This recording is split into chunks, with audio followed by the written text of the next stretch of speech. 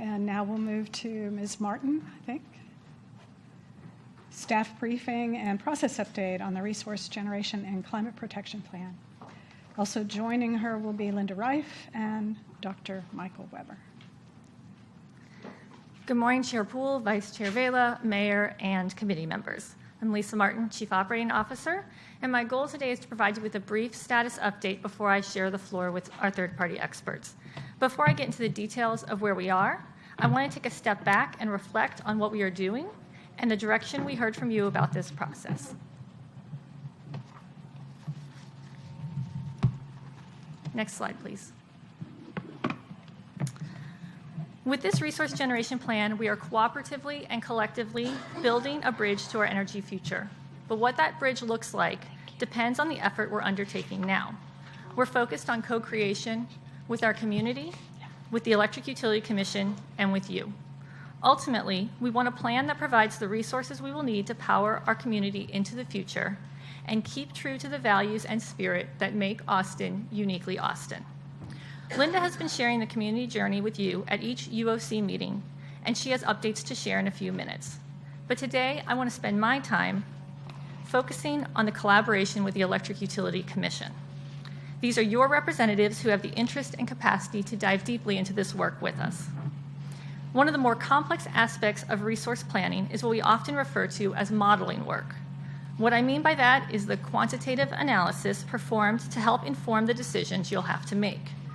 I want to be clear that a model does not spit out the plan, it does not give you the answer, but it provides good information to consider when creating the plan. Modeling works like a simulation. You have inputs, you put them into a framework, you do some computations, and you get outputs. One of the inputs shown here is in orange. We call it a portfolio. Each portfolio is a set of technologies. It could be demand response, batteries, local solar, peakers, wind or solar PPAs. Each of those technologies are in a certain quantity, and we assess those through a model that simulates the next 10 years. To date, we have 17 portfolios that we're studying. Some of them are from Austin Energy, some of them are from a third-party analytics firm, and some of them came directly from the Electric Utility Commission. The results of the modeling work are the output metrics that help describe the trade-offs associated with each particular mix of technologies. The metrics are shown up here in blue.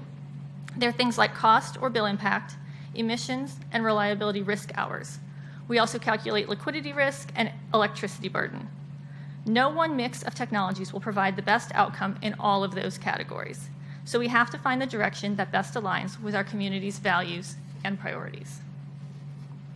Every utility that does a resource plan does modeling work. It's pretty core to the process. As such, we've been working closely with the Electric Utility Commission on the inputs and on the framework. EUC has given us feedback, and we've discussed it, and we've incorporated it. And now we're running the model. In many cases, the portfolios that we're studying are edge cases. They are purposefully defined to help us understand the boundaries so that we have a better idea of the space we're working within. At the next few EUC meetings, we'll review the outputs with the commissioners, and all of this is in preparation of coming to you later this year. We'll work with the EUC to refine the technologies in the portfolios to find a better mix with the intent of getting a more acceptable set of trade-offs. This collaboration and iterative approach is baked into the timeline and should make for a better result overall. And we're incorporating community feedback all along the way.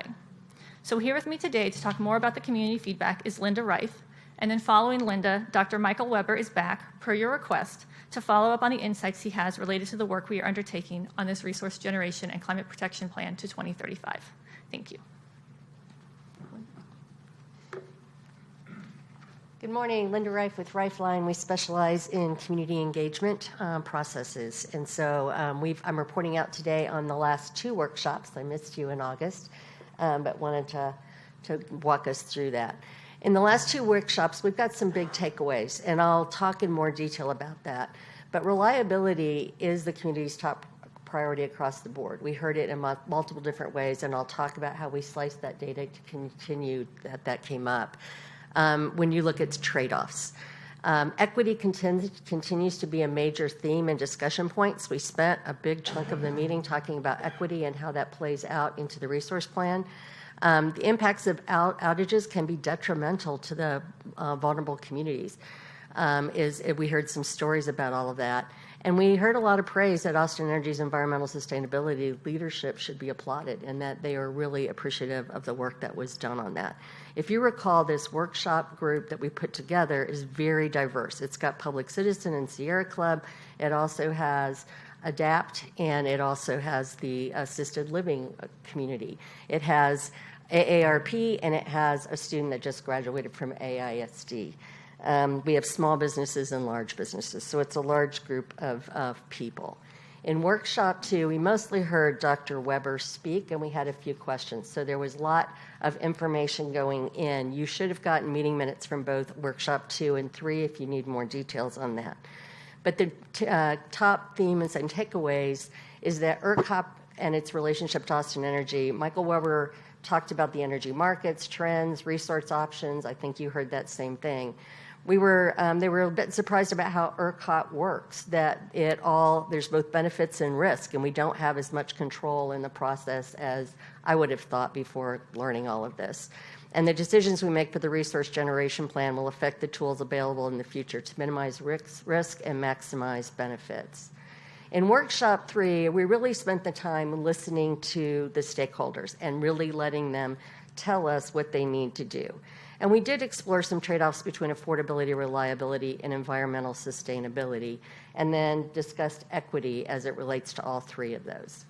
So the first thing we did is we asked them individual survey questions when they walked in the door.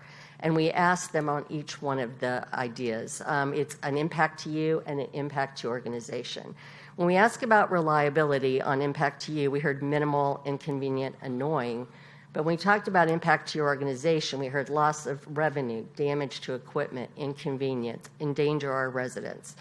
8 hours, somewhat substantial, and then it became kind of more and more important. In 48 hours, financial impacts, devastating, relocate, no work. And so reliability had some words that were pretty powerful in that individual survey. When we ask about affordability impacts, we ask about $1 to $5 per month, and then $5 to $10 per month. Impacts to you, minimal and consequential, very little, modest impacts, but it really looks at the scale, and low incomes were already burdened. So in that process, we heard some equity outputs that were coming through that. When we got to $5 to $10, it was a little bit more of an individual impact, but it started becoming much more impactful to those representing organizations. When we ask about environmental sustainability, when there's a day with high smog, what is that impact? We heard from the individual for everything, slightly affected to extremely affected. And you're going to see that in some other work. The environmental sustainability has a lot bigger range points in that process. And you can see what they have to do to deal with the impacts that they've got. So we asked them to prioritize these goals. I was talking to someone about affordability, sustainability, and reliability, and was told it's not a 3-legged stool. It's more like a s'more. There's graham crackers, there's marshmallows, there's chocolate. Some people like a lot more marshmallows than chocolate. Others need a little more chocolate than marshmallows. I like mine toasted brown and not burnt. Some people like, cinnamon graham crackers and are willing to pay extra money for that. So when you look at that trade-off, there's no right or right answer there. There's a personal preference. So if I were asked these questions, if I were looking at me myself, clean would be really important to me. I've got money. I'm actually close to St. David's Hospital. I don't lose power very often. But when I'm thinking about my parents, they're 90 years old, and reliability was huge to that. So there's no right or wrong answers here. There's just ways that we need to look at that differently. So what we did is we allocated these, as you can see, jelly beans in the picture. So to make a s'more, you have to have graham crackers, chocolate, and marshmallows. And so you had to start out with 5 beans. But then you had another 10 beans you could put wherever you wanted. So that could be 5 in environmental sustainability and 5 in reliability and nothing in affordability. So you can make that work. So the first thing we did is allow an individual allocation. And when people put their jelly beans to work, reliability came out at 9.21 when we averaged it out across everyone who answered. And then affordability, 7.91, with environmental sustainability, 7.82, pretty close. We also divided into 4 groups, and we asked the groups to allocate their allocation.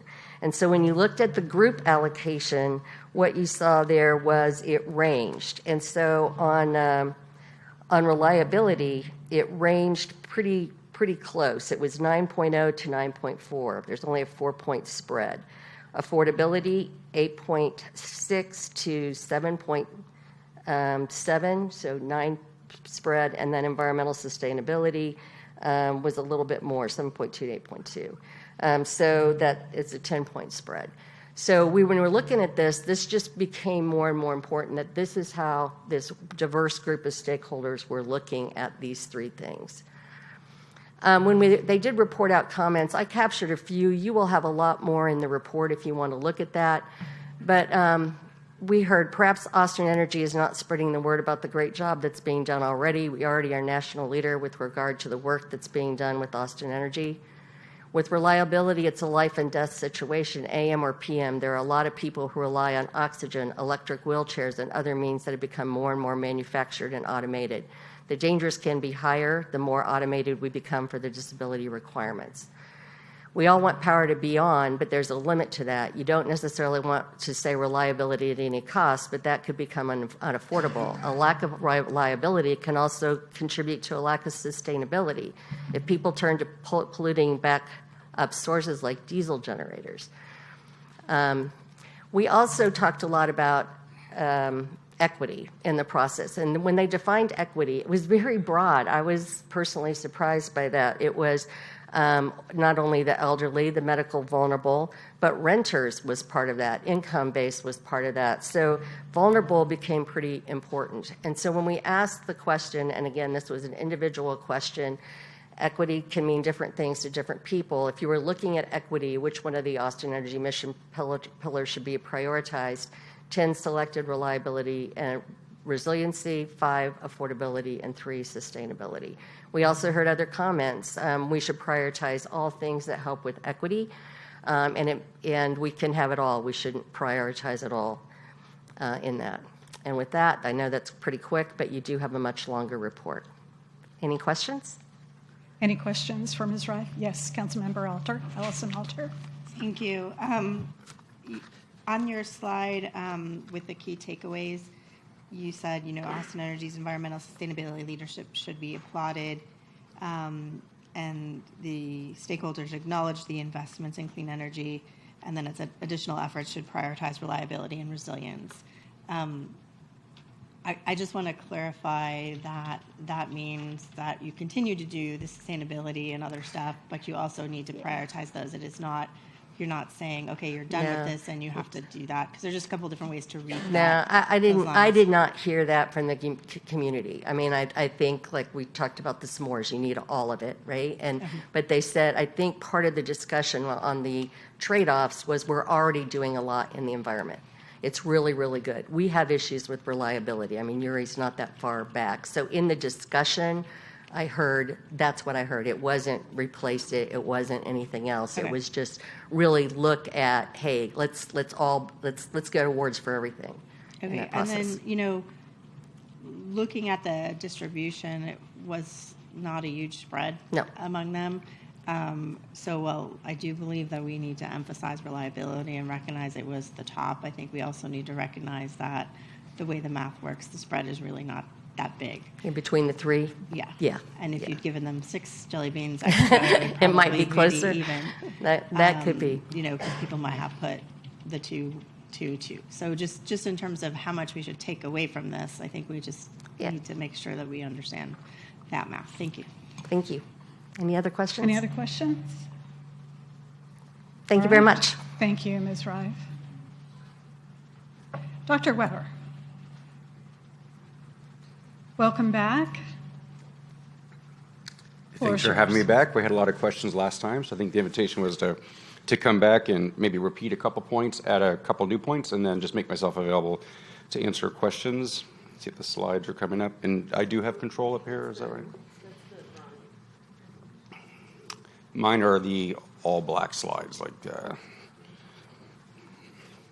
with the dark background. I think they're in the document right after the Rifeline presentation. That's great. Thank you. Okay, that's great. Thank you for having me back. My name is Michael Weber. I'm a professor at the OBJ School of Public Affairs and the Cockrell School of Engineering at UT. I study energy systems and teach a lot of classes related to energy. And this is work done in collaboration with a master's student, Emily Arnhem, and Dr. Yael Glazer, a research associate at UT. And just kind of repeat a couple of things I already told you. I just broke the clicker. We'll see how that goes. You should not trust engineers with these devices. We'll see if that works. Nope. Let me start with this slide. I think it's sort of fascinating that there's not always consensus in energy, but there is some consensus that demand for power will increase, depending on who you ask. There's a lot of, like I say, lack of consensus on how much it will increase, but there's general consensus that demand for power will go up. This is a chart with ERCOT's forecast on the left, the growing demand in power in megawatts, and on the right, the growing demand for electricity consumption overall in gigawatt hours. And this might be kind of breathless projections. I'm not sure these numbers are exactly right, but certainly we can expect demand to go up in Texas, and Austin will be no different. And in particular, the rate of growth in electricity consumption and the rate of growth in power demand will be faster than what we've seen in the last couple of decades. We're entering new territory in that the rate of growth will be faster than what we've seen over the last few decades, and that's the context for what we're dealing with right now. And so that means the challenge before us of the grid is to expand the grid to accommodate this new load, but we also need to decarbonize as quickly as possible while operating the grid in a warming world. The warming world means that it's hotter in the summer and colder in the winter, and wetter when we have rainstorms, and drier when we have droughts, and windier when we have windstorms. So there's more operational challenges to the grid than we had before, while we also need to grow the grid and decarbonize it. So a lot of things have to happen at once. And that's true for Austin, but true for Texas, and true for the world, I would say. This is a chart. This is just one of several scenarios we looked at, estimating different types of demand growth we might see in the Austin Energy Service area. I think one of the prior commenters noted that this one might be alarmist. This is sort of a maximum case scenario. This is not the case that I expect to happen, but it's worth sort of thinking about what could happen. There are a couple different elements to this chart I want to highlight. The blue from 2023 and before is historical actual data, and then going forward are all projections, so some different types of estimates. The magenta line there shows the generating capacity. That's how much power Austin Energy controls directly. And the difference between the demand, the color shaded area above magenta, is the amount of power that Austin Energy has to buy from the markets, buy from ERCOT or buy from other providers. And that magenta line is decreasing in the future as different power purchase agreements for, say, wind and solar retire or expire or end. And so that mismatch or that separation between what Austin Energy has in terms of supply and the demand is expected to grow.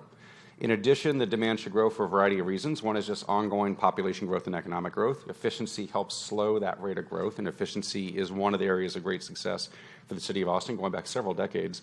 And that efficiency will help slow the rate of growth of blue. Then we might also have additional home electrification. There are a lot of things we use energy for in the home that aren't electricity. For example, natural gas heating or natural gas cooking, and natural gas clothes dryers, that kind of thing. You can add in some data centers above that. We don't really know how many megawatts of data center demand will come to Austin, but surely some will. And we anticipate hundreds of megawatts of new data center demand. Could be higher, could be lower.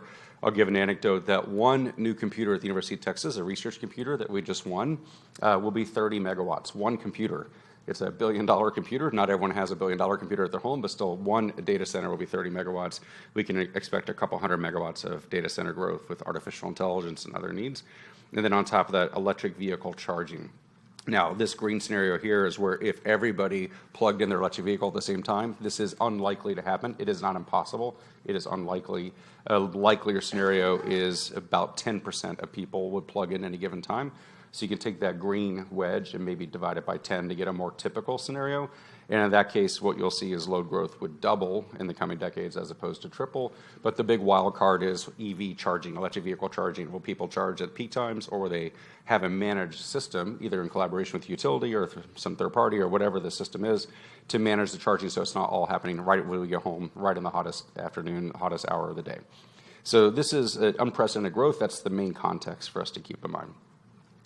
There's several takeaways for Austin Energy. I basically think Austin Energy needs to prepare for an era of unprecedented growth. We have had growth in Austin for the last few decades. There are utilities around the nation that have not had any growth for decades, and they have to learn how to grow again. We already know how to grow, but we have to grow faster. And we have to sort of develop some of the muscle memory of how to do that. And I think that means Austin Energy will need to expedite the deployment of a variety of options on the supply and demand side to ensure resource adequacy.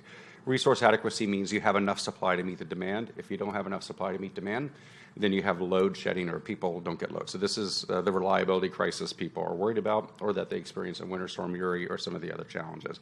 So you have to have a matching or a balancing of supply and demand.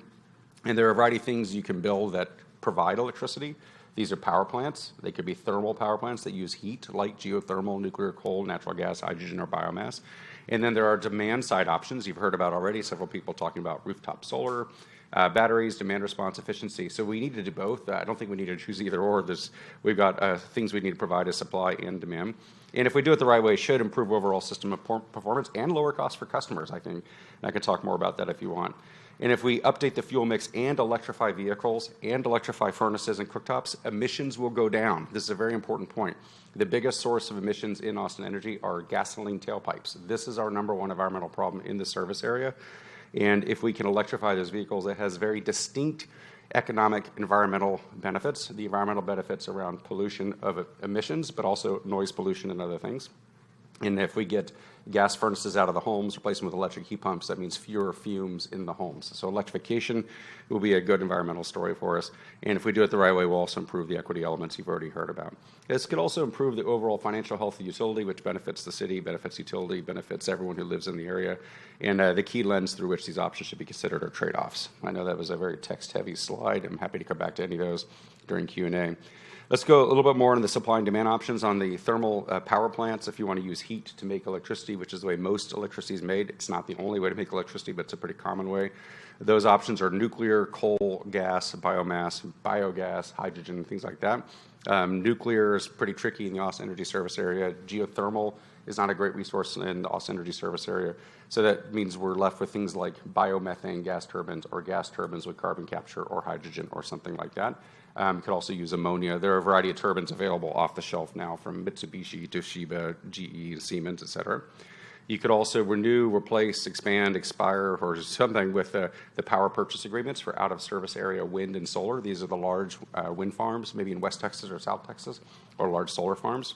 It'd be great if those new agreements were in less congested areas. Congested meaning the transmission lines are congested. And that's especially an option with solar. You can put solar in more places than wind, and you can pick some places with less transmission congestion.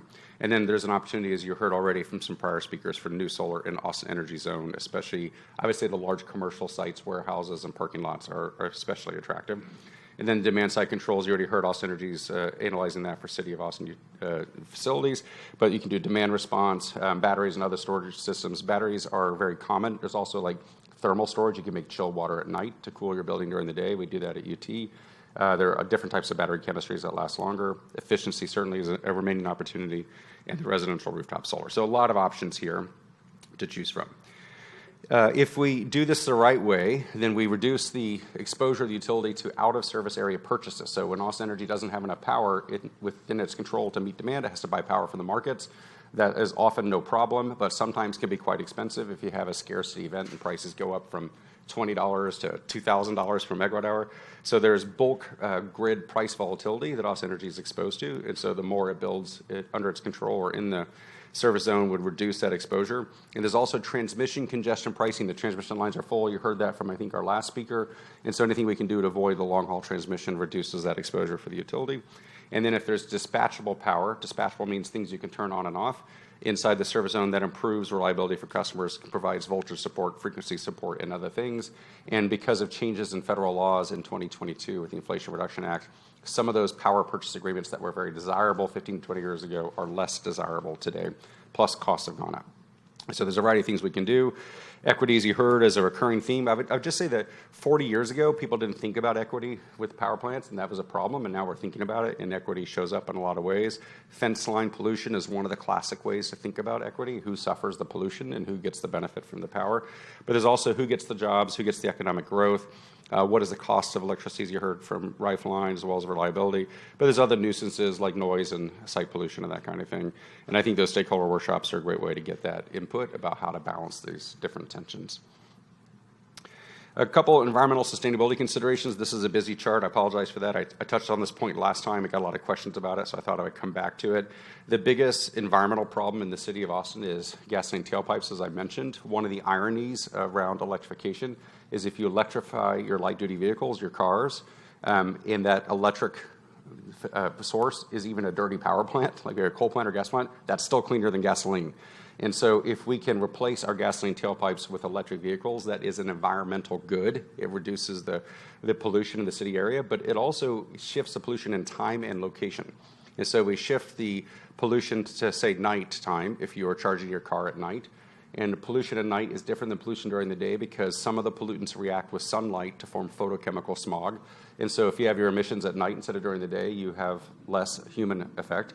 If you have your pollution in a rural area instead of in the city area, there are fewer people exposed. And if you have your pollution at the top of a smokestack instead of at the nose level tailpipe, you also get more dispersal in the atmosphere. So there's been a variety of studies that my team's done with some others that charging electric vehicles at night in rural areas rather than having gasoline tailpipe emissions in urban daytime areas is very different, and that's an important environmental good. And then if we clean up the source of electricity, the benefits are even better. So electric vehicles are an environmental priority for Austin, and we have a lot of electric vehicles here, but a lot of growth.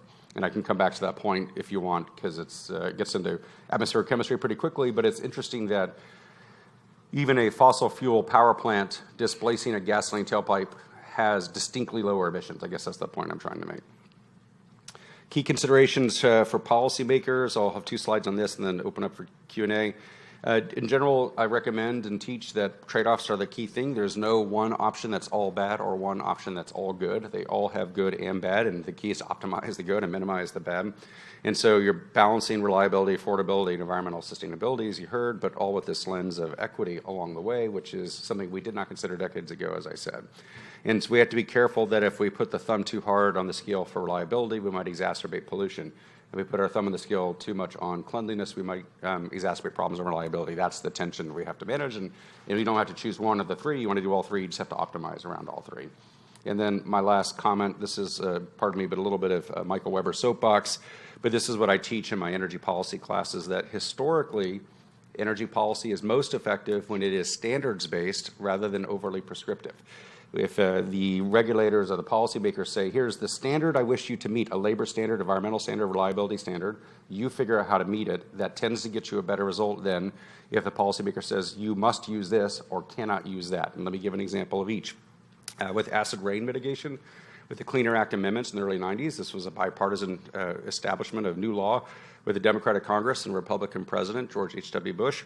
Utilities are told to clean up their act around smokestacks, especially for the acid-forming gases, but they were not told how to do it. They just were told you need to get cleaner, and you have options. And the options included cleaner coal, Western coal that was cleaner, adding scrubbers, switching to natural gas, turning off the power plant, adding more efficient turbines, that kind of thing.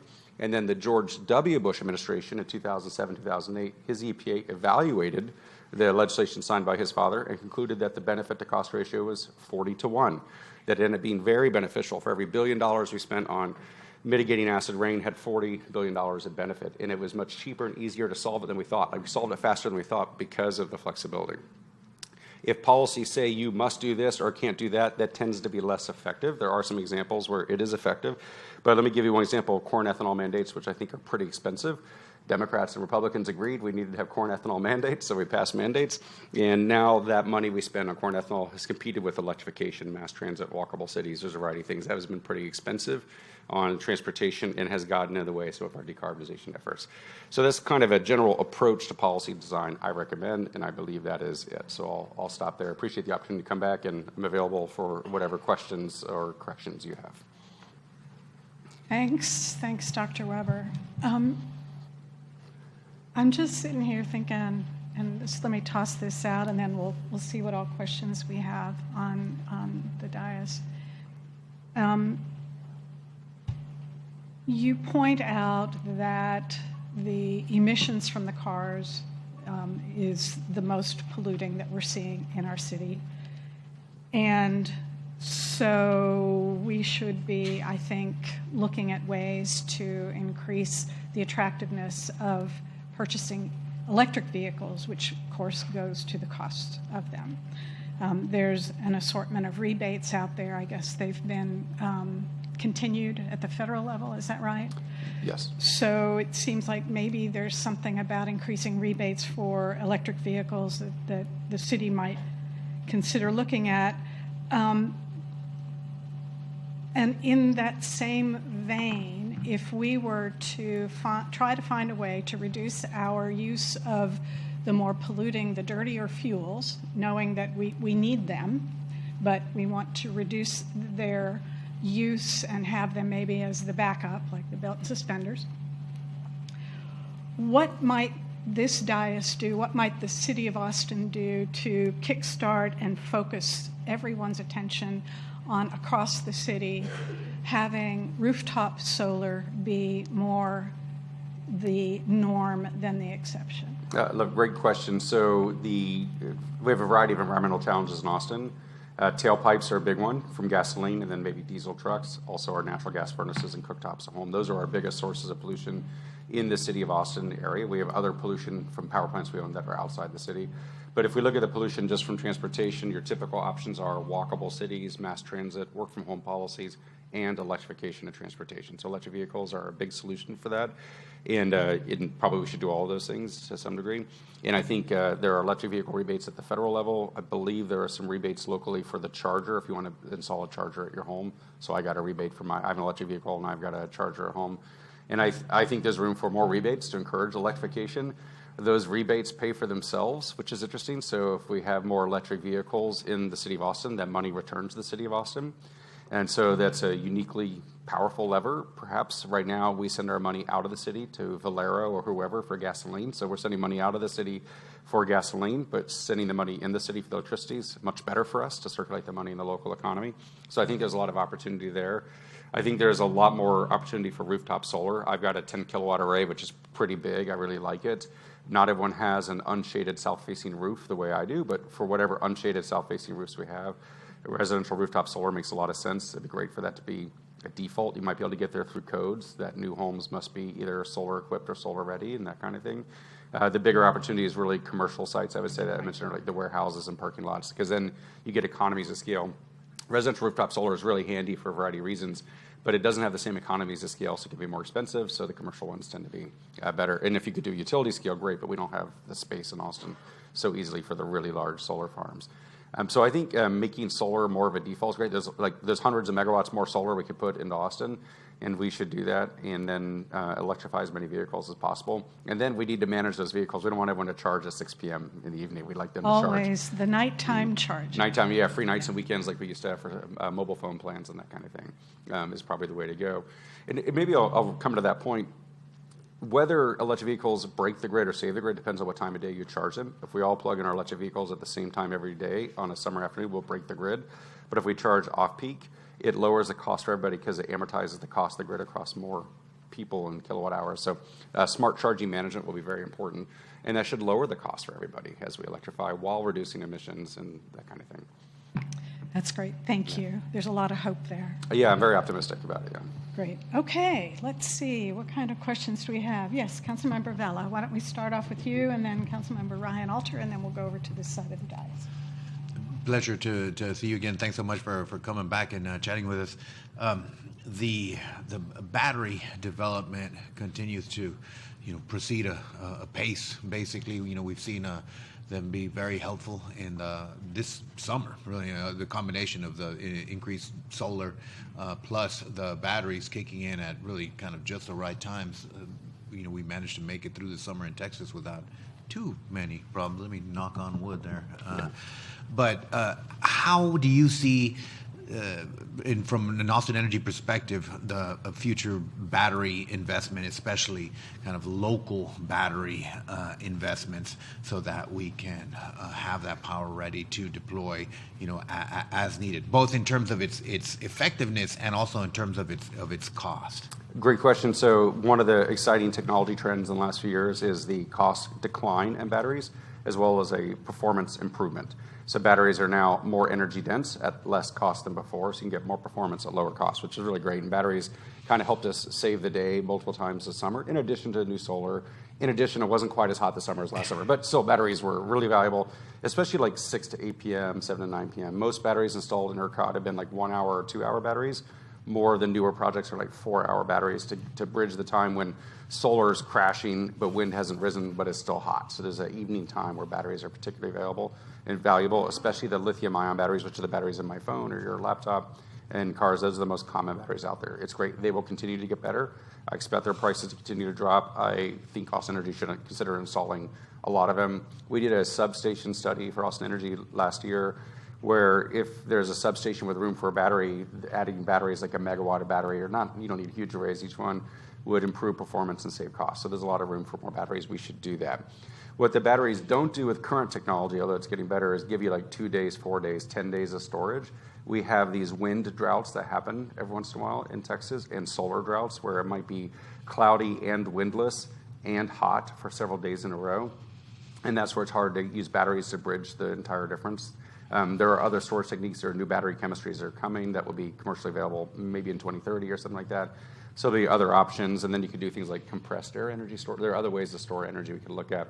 But that's where peakers or backup power plants are particularly valuable, is when you don't have wind or sun. If you have wind or sun available, you want to use that because it's cleaner and cheaper. It's really when you don't have wind or sun available that you want some other option. Batteries are great near term. There's some large announcements you heard earlier already at CPS in San Antonio and some other places where there's multi-hundred megawatt arrays. They have a little more space to do that. There's probably room, I don't know if there's physical room in Austin Energy, but a couple hundred megawatts of batteries would be pretty handy for Austin as well.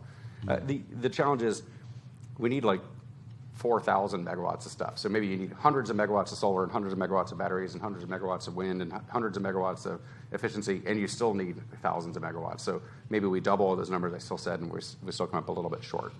Mm-hmm. And with the battery installation at the substations, could you explain that a little bit, what the thought process is there? Yeah, Or what? This is just sort of our analysis, and Austin Energy has a variety of feeders and substations. You've driven by them. They're large pieces of equipment where a lot of wires come in and out. Sometimes they have space to put a battery. If you could put a battery there, you can use that to do peak shaving. You can use that battery to help provide some of the peak power. So you reduce what your peak demand is citywide at the bulk system, and you reduce how much power you're pulling from the grid as a whole, which lowers costs for Austin Energy. Because Austin Energy has to generate the electricity, but there's also something called 4CP. It's called for coincident peak. It's a pricing scheme in ERCOT where everyone has to pay their share of peak demand. And so everything you do to lower peak demand lowers costs, and batteries can help do that peak shaving. And if you do peak shaving 1 megawatt at a time, but in 100 different locations, you really lower your cost. 1 megawatt becomes important because above a megawatt, ERCOT starts to control it or wants to control it. So there's certain rule, you want to get under a certain size to keep it under Austin Energy control, but distribute it around to lower costs. That's what our analysis done. I do not know if it's in their resource generation plan, though, or anything like that. But I think even if you ignore that detail of putting batteries at substations, there's an opportunity for batteries in Austin for sure. Great, good to hear. And with regards to the potential again wind drought or a long series of cloudy days, which again it's going to happen. Is that where, in terms of peakers in the system, and honestly I'm thinking not just Austin Energy but really broadly speaking in Texas, is that the role that you would see peakers and or kind of natural gas playing as kind of an emergency backup for when all else fails, crank up the peakers? Yeah, exactly. So historically in ERCOT and Austin, the natural gas power plants were just for backup. They were for peak times or backup times. And then as gas got cheaper, we used gas all the time and used coal as peakers because coal was dirtier and more expensive. So gas and coal have played that role to some degree. The coal's pretty dirty, so it'd be great to turn that off and just use gas for the peakers. So I think most new gas construction in Texas is not expected to run around the clock. It's expected to run, 10% of the year or something like that for those times when you are windless or solar output is low or it's particularly hot or particularly cold or something like that. So the gas systems mostly being considered, to my knowledge, are for those high value backup times, not for around the clock operation.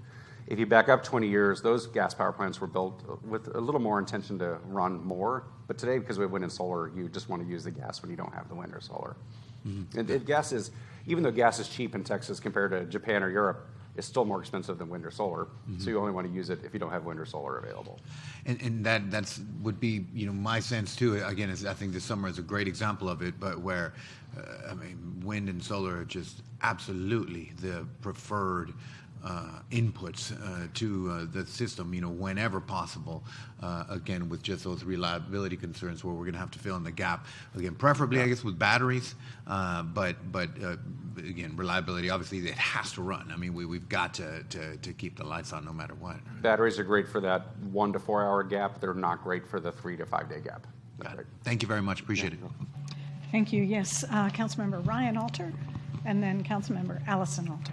Thank you very much. Good morning. I want to start kind of at the back of your presentation. We talk about standards rather than prescription. I'm curious how that applies kind of the decision in front of us where we are kind of the market participant exclusively in this, right? If we say we want 95% or 90% renewable, there is really no market to go to. We have to decide what our agreements are going to be. So I'm just curious how you would apply kind of that principle to what we're doing here. That's a great question. So there's a standard you could set for, let's say, a cleanliness standard for Austin Energy, that on average, the emissions from the Austin Energy fleet is, I don't know, I'm going to make these numbers up, so don't hold me to, but they're a couple hundred pounds of CO2 per megawatt hour. Let's say it's 300 pounds. I don't know that number, but it's some number. And you could say, Austin Energy, over time, you must lower that threshold to get to a point where at some future date, it's 50 pounds per megawatt hour on average of the year or less, so that it's cleaner. You can see the same thing for NOx and SOx and that kind of thing. And so you could set a standard, and then Austin Energy would figure out how to comply with that standard, which might be a mix of wind, solar, and batteries, maybe procuring more out of service area, nuclear if it's available, maybe doing methane with carbon capture or whatever. But you give a standard, and then they would figure out how to meet that standard in a most reliable and effective way. You could also have a reliability standard, although they already have reliability standards. But you could say you need to get your cleanliness below a certain threshold and your reliability above a certain threshold or something like that. And then they would figure it out how to do that. That's what utilities have to do. And it's different than saying you must be 100% solar by 2035, or you can't do this, that. So if you prescribe the solution, you might get unintended consequences of driving up the cost or driving down reliability or something like that. And so make it a standards-based. Then you go model, figure out, okay, how do we most cheaply comply with this standard? And you open it up. And that's what the Clean Air Act did, is just said, you need to get cleaner, you figure it out. Yeah. And some power plants said, we'll just switch coal, that's easy. And some power plants said, we'll add $1 billion scrubber because our coal power plant's new enough, it's going to last long enough we can pay off the scrubber, and others just installed more efficient equipment. They all had options, and it just made it faster to comply with and easier to comply with. They had options. And so you can, in optimization speak, and I can't remember if you took an optimization class at UT, but in optimization you have a goal, what are you trying to optimize around, and you have certain constraints. And if you over-confine it, you don't get to an optimal answer, I guess is the way I'd say it in math speak. That makes sense. When you talk about the voltage support or the frequency support, I know last time you were here, you were talking about those spinning turbines and how that helps. I'm curious how you see like these island nations or other areas that are exclusively solar, battery.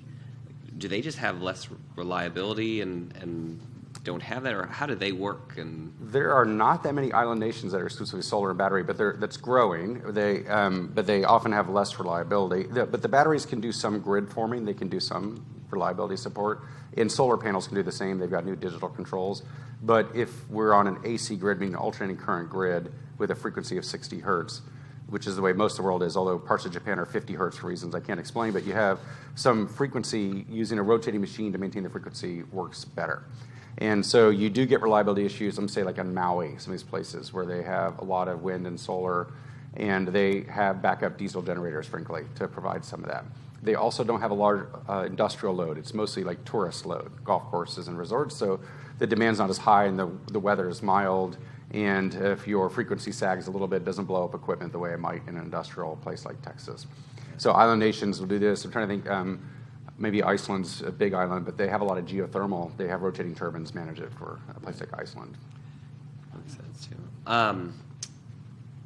On your chart of the demand growth that we're going to see, I'm curious, have you overlaid that at all, like with the interconnection queue and how what kind of growth we're going to see with generation or storage, and how, are we tracking or are we short? I've not overlaid it with interconnection queue for Austin, but Austin Energy might know that. But we've overlaid it with ERCOT. ERCOT's queue looks like it's just going to grow steeply on large loads, new data centers, oil and gas facilities, refineries, factories, battery manufacturing, the gigafactory here in Austin. So there are new large loads. That interconnection queue looks significant, and the supply interconnection queue looks significant as well. The supply is almost exclusively wind, solar, and batteries, and a little bit of gas. I think the markets prefer wind, solar, and batteries with a little bit of gas, which is kind of what everyone's concluding. And so those queues look substantial. How much of the new supply gets built and how much of the new load gets built, we don't know. So you have to discount it. It's at most probably 50%, but it's probably somewhere in the 20 to 50%. But even 20 to 50% of those curves is still pretty dramatic, I would say. Sure. And then some fraction of that will be in Austin. I don't know exactly what fraction is in Austin. Austin's driven more by population growth. Just we have more people coming, but we now with large facilities, data centers, we also have some of these large loads coming as well. Well, I appreciate it. Thank you very much, Chair. Thank you. Sure, Yeah, I just Mayor. wanted to say, add Follow one thing up? to Yeah. what he just said, but in 1991, when the Federal Clean Air Act amendments were passed, we had a governor in Texas, his name was Ann Richards, and she appointed a young man to be chair of the state agency that implemented the Federal Clean Air Act. Trying to remember who that was. I don't remember his name either, but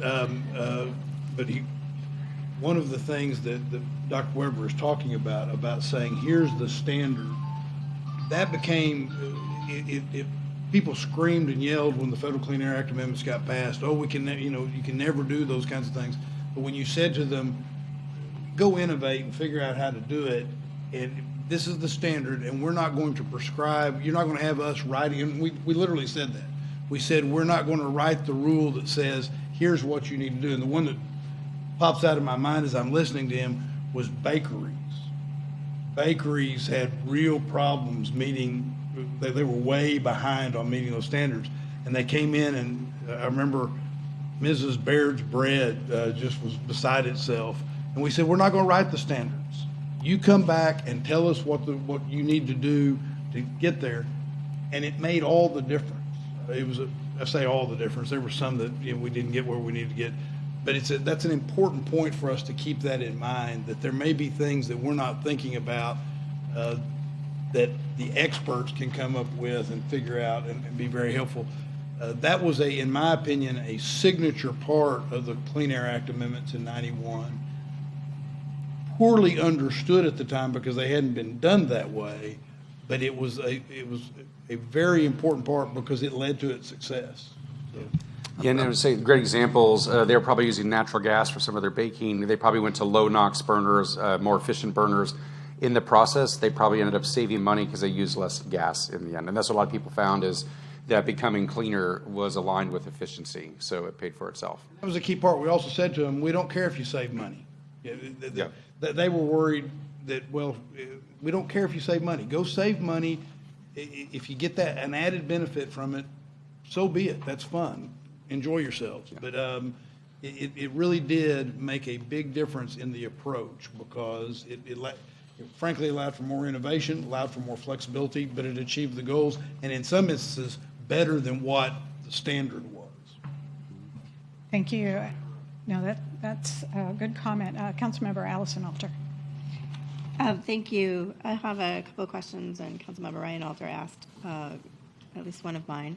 I wanted to understand, with your charts of demand growth, we've been getting a lot of questions about, I think it was 7,800 megawatts. I may have the wrong ballpark, but your chart that's basically the model that says, this is the most we expect right now. In different versions that we've seen of this presentation, you have other charts as well. So I just want you to clarify again what the chart that has the most is, and then you have these other charts that make different assumptions that are more realistic about where we're going to land. If you could just talk through that so that we can address the concern about that chart being That's great. Yeah, great question. I only showed one chart today, and I showed some of the other versions when I was here in July. So that chart, the biggest wedge of growth was electric vehicles, which is if everybody plugs in their electric vehicle at the same time, say 6 p.m., which they will not do. That is an extreme scenario. But I put it there because it is possible for people to do that. And we have examples in history where everybody does the same thing at the same time. And I gave some funny examples in July we walked through where people flush the toilet at the same time during the Super Bowl, or they all drive at the same time for Thanksgiving to go on vacation, or they all turn on their electric tea kettles at the same time in England after a certain soap opera ends. So it is possible for 1 million people across the wide area to act in a synchronous way, which would be quite hard on the grid. So that's the scenario where everyone acts at the same time. They probably won't do that. A more realistic scenario is about 10% of that, meaning of the, I can't remember, 3,500 megawatts of electric vehicle load. Maybe it'll be just hundreds of megawatts of people actually charging their car, because you don't need to charge a car every day because your car might last 300 miles. You only drove 30 miles that day. So ERCOT's estimates are more like 10% of that, and that's probably a more reasonable number for you to use for your projections. But you have this risk that everyone does it. So that means you will need like some smart charging management, or you'll need some way to prevent that worst case scenario I showed you. A more realistic scenario is hundreds and hundreds of megawatts lower, which still has load growth that implies our load will be twice higher in the future than it is today. So even with a more conservative estimate that I showed before, we still have a large mismatch between supply and demand. And that, I didn't include that chart this time, but it is in the charts from last time, and I'm happy to share that again if we need. And then if you really smartly manage the charging in a uniform way throughout the day, it's even lower, but that might be a little onerous to do. Okay, thank you. And then you have talked about, because of the prices of solar and wind, we're not using the natural gas as much, and the estimate is it's, used only about 10%. That's fine, but when we also have these, potentials for the large growth, how would we, going with the standards approach, were we to have gas, whether it was new or existing within the system, how would we put guardrails on that and still be in compliance with ERCOT? I think that's a great question. I think the interest of Austin Energy or Austin, City of Austin, to reduce emissions includes things like tailpipes, which ERCOT doesn't care about. Mm-hmm. And so if you want to think about standards-based emissions, like coming up with whatever the acceptable standard is for the power sector, whether you include the reduction in gasoline tailpipe emissions will affect what the standard could be or should be or what you'll tolerate. And it might be you'll say the standard needs to be this clean or below, but if you're going to displace tailpipes, a higher standard actually is still good. So whether your standard includes tailpipes will affect what it should be. And then with ERCOT, maybe I didn't understand this question exactly, ERCOT just wants to know, well, what's the load growth going to be in your area and how much are you buying? So maybe ask that part of the question again, because I didn't fully understand. I'm just trying to understand, we have to both set guardrails for what we would want them to do in terms of when they would use any sort of generation. Mm-hmm. Example here would be the gas, but then we also have to comply with providing load into the ERCOT system. Yeah, that's great. I actually don't know that kind of market operation detail, so I'm not in a great position to answer that. But there's bidding behavior, right? So you can Austin can change how much it runs something, and I'm sure Lisa and Bob can correct me if I'm wrong on this.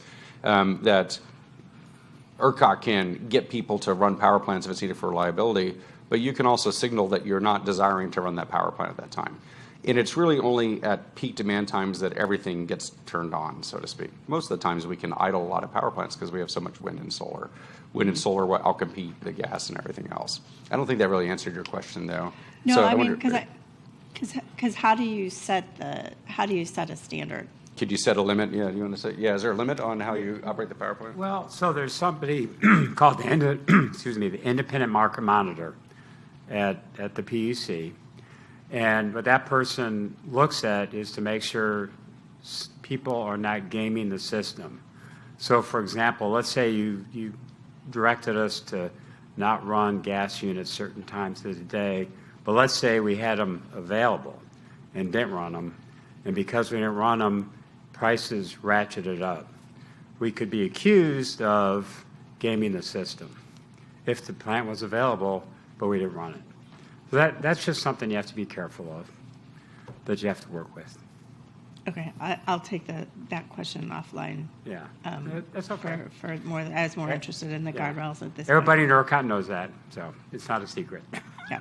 And I think also that would be an issue just a few hours a year or something like that. The most typical issue is you have wind and solar available and they're cheap and the markets will choose them preferentially.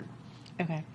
And then on your slide 5, you said this is an opportunity to improve overall financial health of the utility. And there were obviously various examples in different places where you talked about things that would impact the health. Can you speak, though, a little bit more specifically, you know, as we were trying to think about the financial health as we put together this process, what we should be keeping in mind?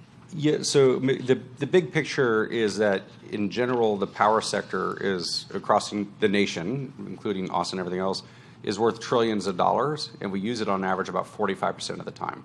So we have a very low utilization rate of this multi-trillion-dollar asset, and then scale it down. Same kind of story in Austin.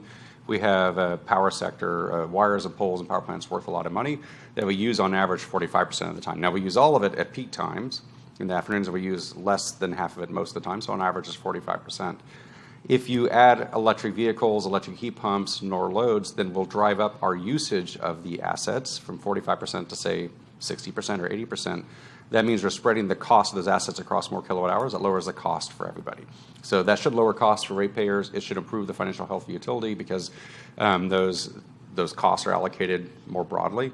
And so that's the way it should improve the system. And we have analogs for this in telecom and other places that actually, as people use telecom more, the costs went down in some ways, the cost per minute and that kind of thing. So if we do this the right way and smartly managed, and we get more utilization of the power sector and the wires and poles in the Los Energy service area, I can imagine maybe that means lower rates for everybody or just a more robust financial situation for the utility as a whole, which is good for the city as well. So that's the optimistic view, is like, this is good financially. I mean, it's basically, another way I think is it's more, Austin Energy doesn't think in terms of revenues. I think like it's more revenues for the utility, which just makes it easier for them to invest in the cleaner options and everything else you want and efficiency. And then in particular, it's money we're spending locally on electricity as opposed to sending to a refinery in Corpus Christi. So it keeps the money local as well. But that, when you say this, you're talking about the demand growth. The demand growth, yeah. So the demand growth, so historically you think, oh no, demand's going to go up, it's going to make prices go higher. And I'm like, actually, the demand growth might not cause prices to go higher because it depends on what time of day the demand growth happens. Okay, great. Thank you so much. Yeah, thank you. Any more questions for the good doctor? It's been a great conversation. Thank you for coming back and talking to us more. We may invite you back again. I'm happy to come back and happy to meet anytime you need. Thank you so much. Okay. Very good. Thank you so much. All right. Is there anything else that we wanted to talk about on GenPlan? Thank you so much, Ms. Martin. Okay, the next topic is the solar standard. And we will be calling up